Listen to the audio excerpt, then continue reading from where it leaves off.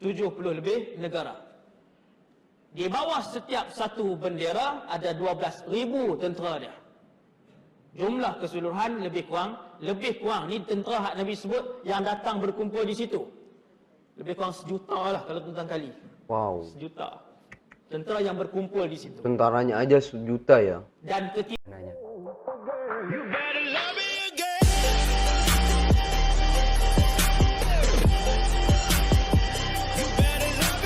Assalamualaikum warahmatullahi wabarakatuh. Alhamdulillahirrabbilalamin. Apa kabar semuanya? Jumpa lagi dengan saya Cak Ope di program Ngaji Bareng ya teman-teman. Program yang kita cintai, program yang kita bangga-banggakan, dan semoga menjadi program yang bermanfaat dari dunia sampai akhirat. Amin amin ya rabbal alamin. Oke, saya kira santai saja ya teman-teman. Kita ngaji pada saat ini, yang penting kita ngaji, nambah ilmu, nambah pengetahuan. Yang mana seperti yang teman-teman lihat, kita itu akan ngaji kepada Ustadz Wadi Anwar, yang mana di sini saya sudah merasa lamba nggak ngaji kepada beliau ya teman-teman. Udah kangen, mana lagi ada Ustadz Auni Muhammad yang belum ya, ada banyak Ustadz di sini yang belum saya ngaji dan merasa kangen. Semoga nanti ya perlahan-lahan kita ngaji tetap kepada semua ustadz-ustadz yang biasa kita ngaji, yang udah lama kita nggak ngaji ya. Dan semoga kita tetap diberikan keistiqomahan dalam menuntut ilmu, menambah wawasan, menambah pengetahuan ya teman-teman. Allah. Dan pada saat ini mari kita mulai program Ngaji Bareng ini dengan seperti biasa, link video aslinya ada di bawah deskripsi ini. Dan bagi teman-teman yang mau ngaji bareng bersama saya ya, jangan lupa buka mata, buka telinga, dan buka hati. Bismillahirrahmanirrahim. Don't go anywhere, stay here and cikidot. Tazkira Ustaz. Masya Allah. tuan-tuan sekalian, kemudian apa kaitan bumi Syria dan Palestin ni khususnya dengan akhir zaman ni? Bumi Syria dan Palestin. Oh, ini menarik kayaknya ini ya teman-teman ya. Tuan-tuan yang dirahmati Allah Subhanahu wa taala sekalian.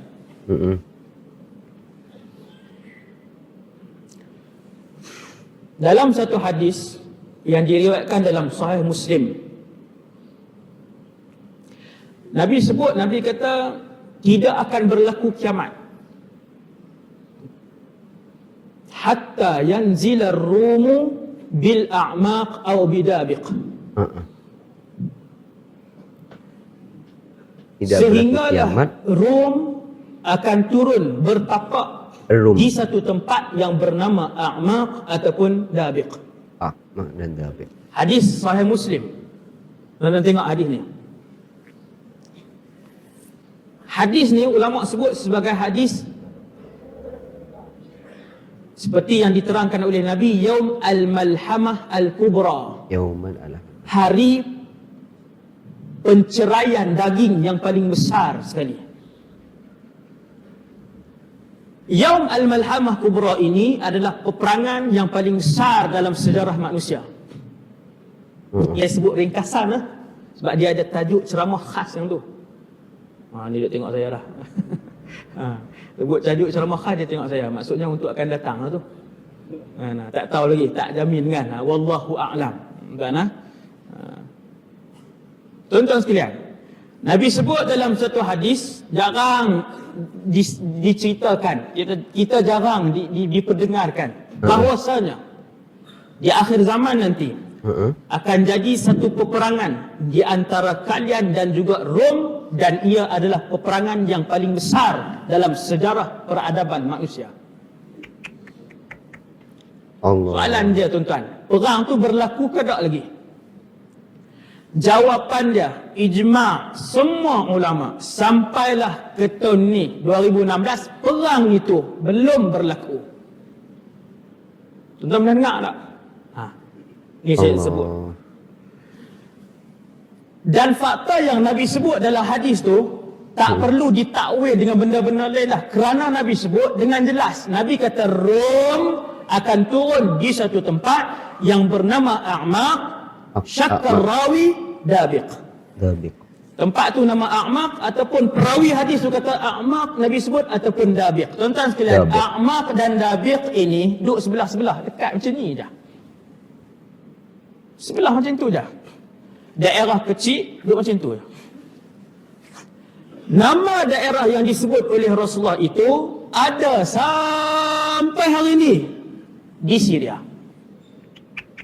Syria. Ini sejarah Syria juga ni yang nak sebut ni.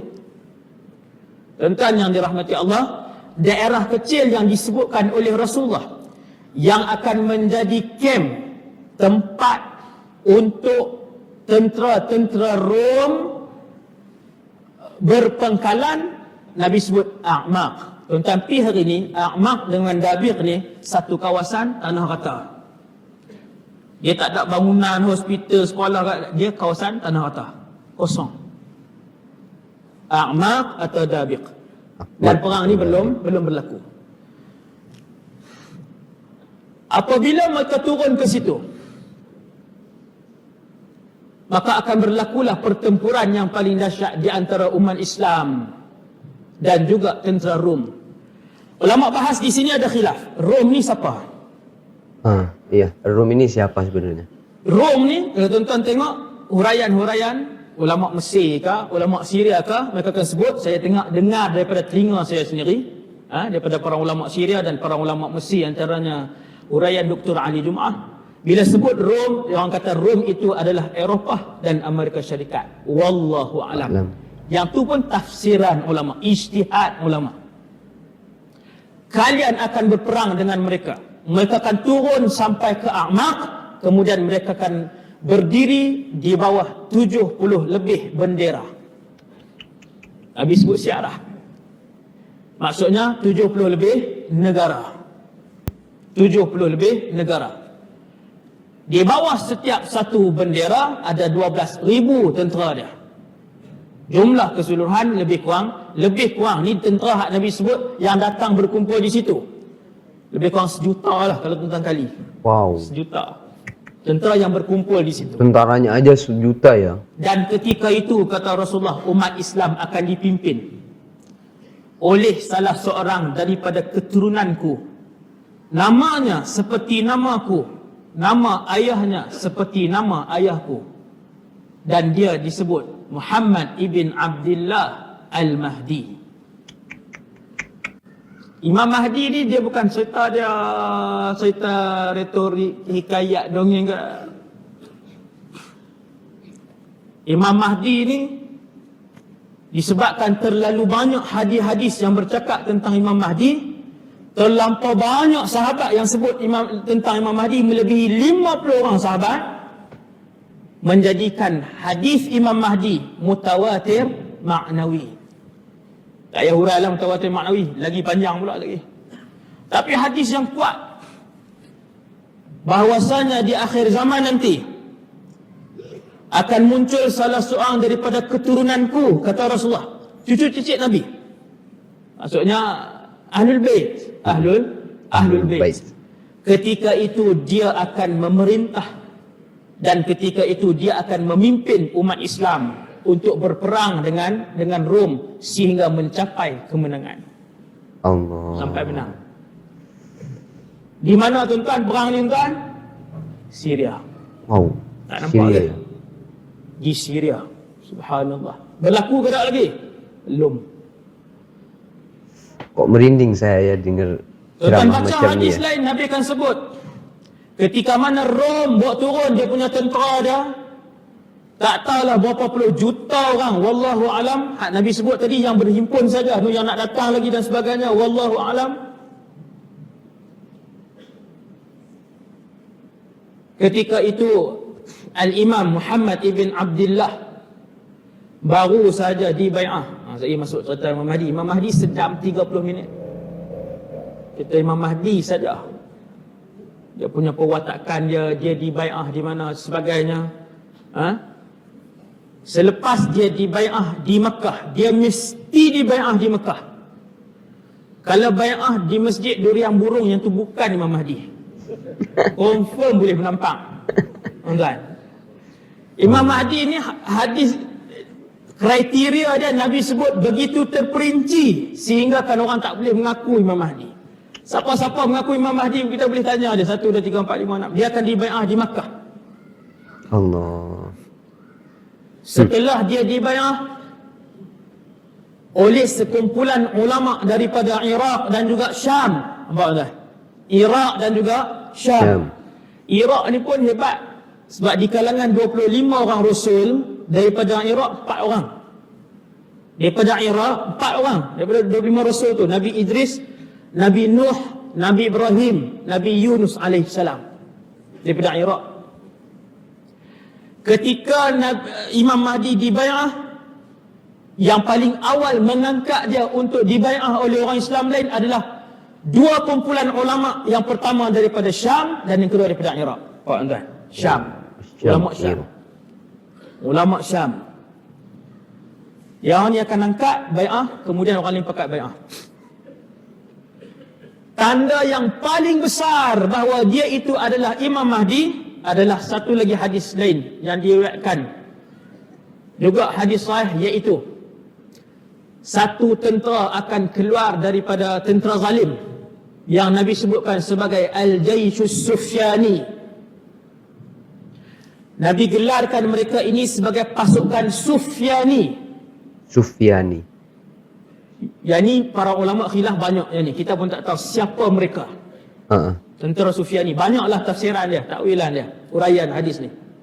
Cuma Nabi kata tentera Sufyani yang zalim ini setelah mendengar bahawasanya Imam Mahdi telah dan sedang dibai'ah di Makkah. Bai'ah ke tak tuan? Belum. Dia akan dibai'ah di Makkah.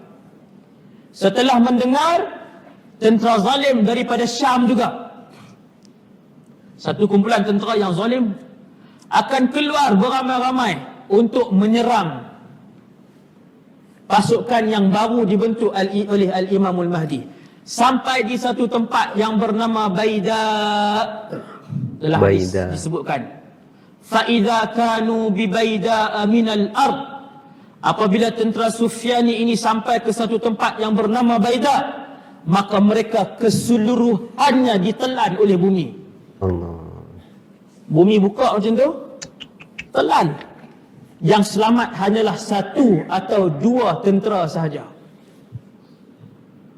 Tentera jahat yang selamat ni lah yang pergi beritahu bahawasanya keseluruhan Sufyani telah pun ditelan. Habis. Hadis yang Nabi sebut bahawasanya tentera ini, Sufyani ni, yang nak serang kumpulan yang membai'ah Imam Mahdi, ditelan di bumi yang bernama Baida. Baida ni di Madinah. Baida ni kalau tuan-tuan pergi Madinah, tuan-tuan boleh ziarah tempat nama Baida. Bagi tahu driver taksi tu kata nak pergi Baida, nak tengok daerah Baida. Pergilah tuan-tuan, pergi umrah banyak kali dah, duk pergi tengok ayat kencing unta lah. Ayat kencing unta. Duk kena muhung dengan driver, duk ulang, pergi minta maaf yang tuan-tuan travel, minta maaf lah. Ini teguran pedas saya. 4 kali pergi, 4 kali itulah ladang unta. Allahu Rabbi. Banyak tempat lagi nak boleh pergi ziarah. Tempat Nabi dibesarkan di Sa'diyah pun tak pernah sampai lagi. Allah. Kami pergi dah, Alhamdulillah. Sa'diyah, tempat Nabi duduk 5 tahun tu. Ada perkampungan dia. Apilah situ. Masukkan untuk travel ya, kasihan jumlahnya ya. Ini pasal kurma je. Sampai boleh cakap Arab lah hak dia kurma tu. Sampai boleh cakap Melayu. Hak dia kurma tu. Iklan ni, dia tiak sikit. Tuan-tuan, banyak tempat pergi. Pergi Baida. Pergi Abwa, tempat apa namanya, ibu Nabi ditanam. Ada sampai hari ni. Nama tempat Abwa. Tuan-tuan sekalian, Baida sampai hari ni di Madinah. Sampai di situ tentera Sufyani akan ditelan. Tinggal seorang atau 2. Allahu Rabbi. Itulah petanda paling besar bahawasanya yang sedang dibai'ah di Masjidil Haram Makkah itu adalah Al-Imam Muhammad ibn Abdullah Al-Mahdi. Cicit Rasulullah. Allah. Cicit yang paling bawah, yang ke bawah kita tak tahu kan. Silsilah dia Hasan dan Husain, dan dia adalah manusia yang paling bertakwa di atas muka bumi Allah ketika itu. Allah. Masya Allah, alhamdulillah ada pengetahuan baru yang kita dapat ya dari Ustadz Wadi Anwar. Cuma tadi saya mendengarnya itu kok merinding ya, bahwa akan terjadi peperangan yang sangat besar, dan peperangan ini tidak pernah terjadi sebelum-sebelumnya sebesar ini ya teman-teman. Ya Allah, dan saya membayangkan kalau misalnya saya dan teman-teman bisa sampai pada peperangan itu, kira-kira kita punya mental nggak? Kira-kira punya keberanian yang cukup nggak untuk membela agama Allah ataupun untuk mengikuti Imam Mahdi ini ya? Ini hal yang sangat apa ya, merinding sekali untuk kita dengarkan, merinding sekali untuk kita bayangkannya. Cuma harapan besar kita semoga apapun yang akan terjadi dalam dunia ini, semoga kita kita tetap berada di iman dan takwa kepada Allah Subhanahu wa taala. Kita bisa mengkekalkan iman Islam kita dalam hati kita ya teman-teman, sehingga dengan bekal itu insya Allah kita semua akan memasuki surganya Allah Subhanahu wa taala. Amin amin ya rabbal alamin. Oke, saya kira program Ngaji Bareng pada kesempatan kali ini saya cukupkan. Mohon maaf apabila ada kesalahan. Salam untuk semua keluarga di rumah. Jaga kesehatan, jaga makan dan juga jaga istirahat. Sampai jumpa di Ngaji Bareng berikutnya. Ihdinas siratal mustaqim. Assalamualaikum warahmatullahi taala wabarakatuh.